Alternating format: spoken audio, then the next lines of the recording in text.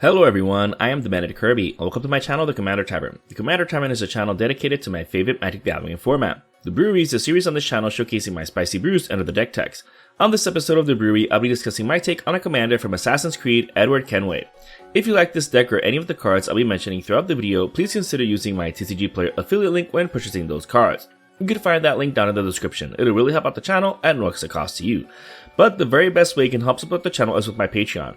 There are plenty of perks for being a patron, such as early access to certain videos, exclusive deck techs, gifts, and more for as little as $1. You could also become a channel member for just 99 cents. Show off your support with a logo next to your name and exclusive emojis. Or you can always just support my channel for free by simply liking, subscribing, and sharing, which also helps out a lot. I put out a video every Monday, so you don't want to miss out. You can join my Discord server for free if you want to join the Commander Tavern community. All pertinent links are down in the description. Alright, let's get back to the episode. Edward is a 5/5 human assassin pirate for 2 generic, 1 blue, 1 black, and 1 red.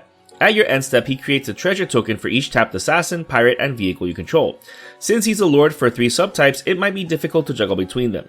That's why I focus more on pirates and vehicles, especially vehicles since that ties into his second trigger ability.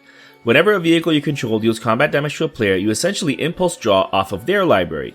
Best of all, you can cast that card whenever you want, even if you no longer control Edward or if he's a new instance, thanks to the delayed trigger. Unfortunately, you need to have the appropriate mana, which is fine thanks to the treasure. Just be careful for those colorless mana costs since treasures can't cover that. Since the next video is an assassin deck, I figured I'd brew Edward around pirates instead of assassins. So let's start with those, since a lot of them also tie in with the thievery theme of the deck. First up are Captivating Crew, Hostage Taker, Coercive Recruiter, and Zara Renegade Recruiter. All 4 of these allow us to steal creatures away from opponents.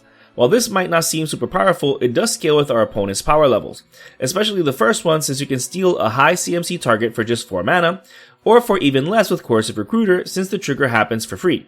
Then, instead of returning them, we can make them walk the plank with High Market, Lazatep Quarry, and Phyrexian Tower. These sacrifice outlets don't take up slots in the deck since they're lands that enter untapped and can be tapped for mana. But more importantly, if we can't have our opponent's best creatures, then no one can.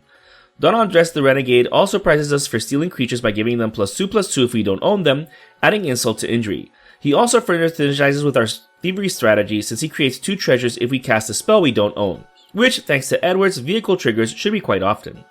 Malcolm Kenine Navigator also creates treasures just like our commander and Don Andres, but we have to hit different opponents with pirates in order to maximize its effects. But that's fine since the deck is running 17 pirates, of which a handful have evasion. Pirated Copy also fits the thievery theme, but only by becoming a copy that's also a pirate. While we're not depriving our opponent of their own creature, at least we get to copy it for 5 mana, as well as draw a card whenever it or the original smacks a player. Speaking of smacking players, Azure Fleet Admiral and Corsairs of Umbar help with evasion, as previously mentioned. If someone else is the Monarch, we can easily take it back with the Admiral. With enough mana, we can use the Corsairs to make any pirate we control unblockable. With how much treasure this deck generates, you should be able to get all of your combat damage triggers thanks to it. As for other ways to deal damage, Forerunner of the Coalition, Emberwild Captain, and Fathom Fleet Swordjack are included just for that.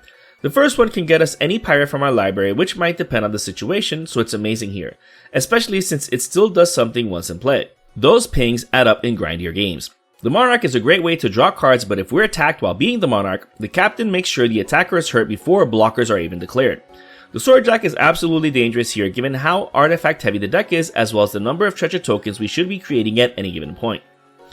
Board Razor further helps bring the pain since it gives us the potential of multiple combat steps, which is amazing when we're trying to maximize our combat damage triggers. Unfortunately, it is limited to how many players it can smack. Siren Storm Tamer, Amphibian Mutineer, Merchant Raiders are included for interaction. The first one can be sacrificed in a pinch for a situational counterspell, but you'd be surprised how often players forget that it's there and can be sacrificed for that. The Mutineer has a better Pongify on its ETB since the creature is exiled, and the Raiders can freeze down creatures whenever it or other pirates we control enter the battlefield. This is amazing to not only shut down blockers but also any potentially annoying attackers like those with Annihilator and the like. Since the deck is aggressive, Back in Town and Patriarch's Bidding help us with recovering any and all pirates we might have lost along the way. Piracy is a dangerous job after all. Thanks to pirates being outlaws, the first one works just fine here. The X could be a bit hefty in grindier games, but that's what all the treasure are for. Raise the Palisade and Kindred Dominance are some other typo-dependent effects, this time offensive. While pirates are fun, they're not as common as other subtypes like elves, knights, soldiers, Eldrazi, slivers, etc. So more likely than not, even against other typal decks, you should be able to wipe out every creature in play except your own, making it even easier to swing in unopposed.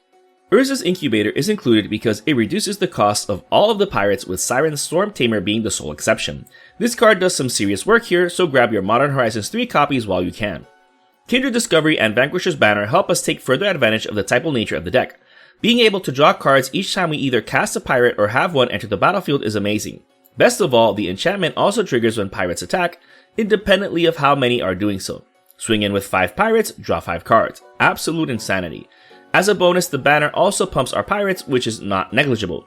Notable pirates like Ragavan, Nibble Pilferer, and Dockside Extortionist are absent from my list. They are not the only ones. There are plenty of amazing pirates I excluded from my build. That's because the focus is on vehicles as well as the best pirates for what I wanted for the deck. That being said, you could definitely add whichever pirates best suit your needs when building around Edward Kenway. I'm not stopping you. You do you. Same with the vehicles, which we're going to see now. While I would have loved to include as many vehicles as I could, they can't be crewed with just hopes and dreams and the longing for the sea. You need creatures, which is why the pirates also come in handy. That being said, I included the ones I felt best suited for the job, particularly the ones with evasion. Mobilizer Mech, Aethersphere Harvester, Brotherhood Vertibird, Mindlink Mech, Nautiloid Ship, RMS Titanic, Weatherlight, and Sky Sovereign console flagship all have flying.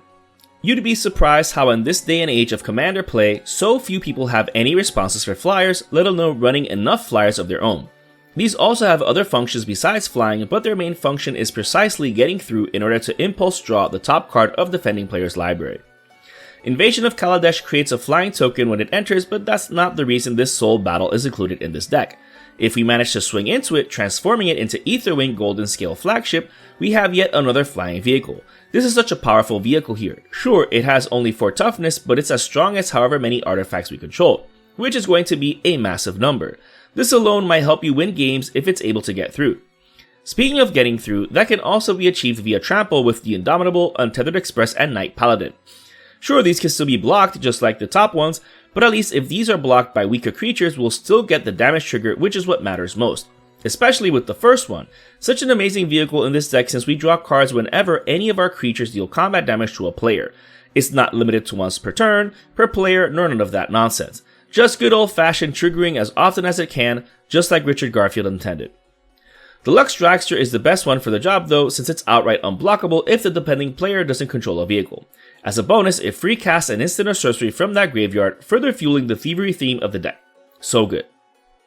Cosima God of the Voyage is the default face of this card for any and all zones until you cast it. This means that this card is essentially only ever cast as the Omen Keel. Non-green decks already have a hard time with mana acceleration.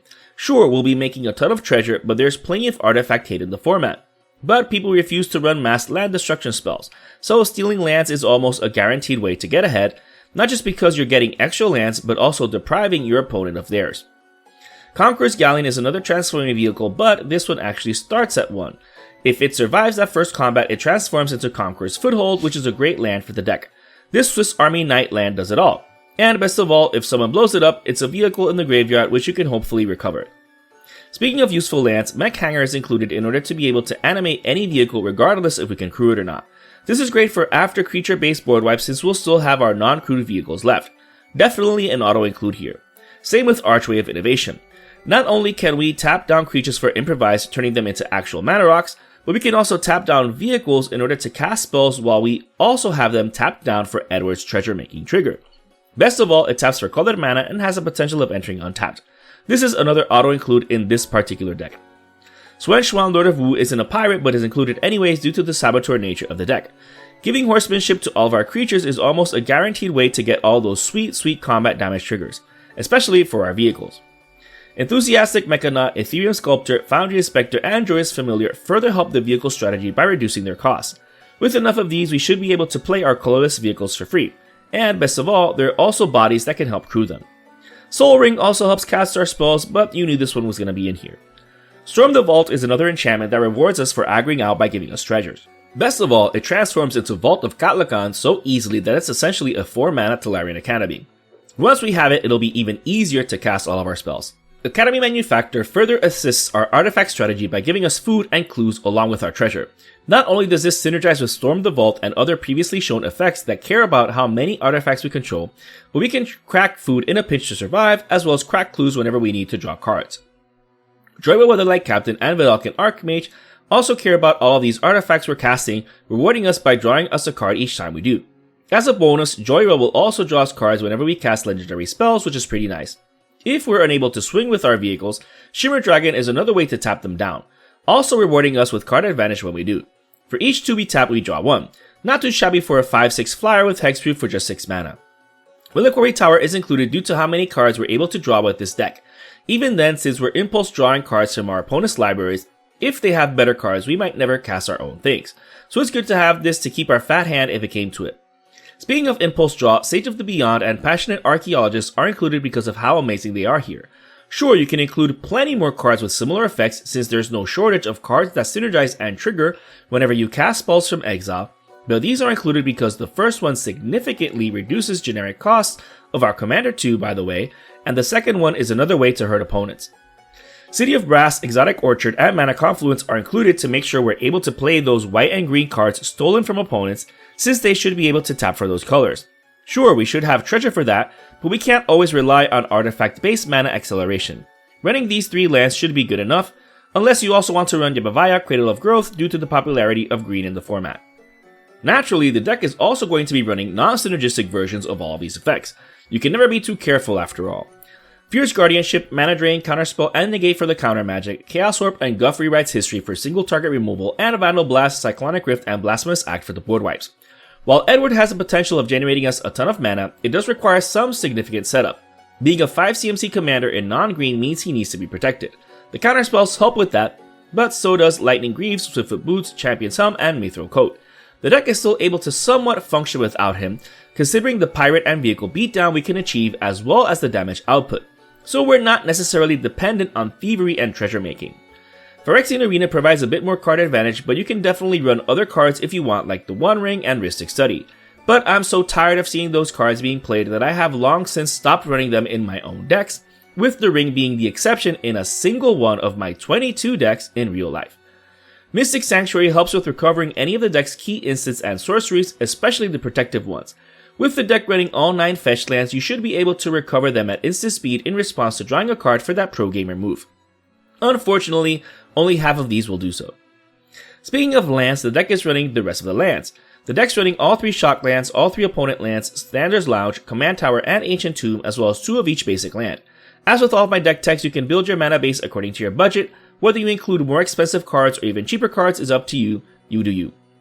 This brew is just an idea of how to build around Edward Kenway. As previously mentioned, he has so many different ways to build him, making him a much more interesting type of commander than a lot of the to-the-point cookie-cutter ones. Just because I chose pirates and vehicles doesn't mean you can't do something different and have a much better experience than with my ideas. That being said, if you're interested in the deck list of this spicy brew of mine, you can find a link to it down in the description. I wanted to thank all my patrons for supporting me, and a quick shout out to all my higher tier patrons, the brewers, for their patronage. I'd also like to thank anyone using my TCG Player affiliate link. That also helps out the channel. I also want to thank any channel members. Your membership is greatly appreciated. And to everyone, thanks for watching this episode of The Brewery on the Commander Tavern. I am the Meta Kirby, and happy brewing.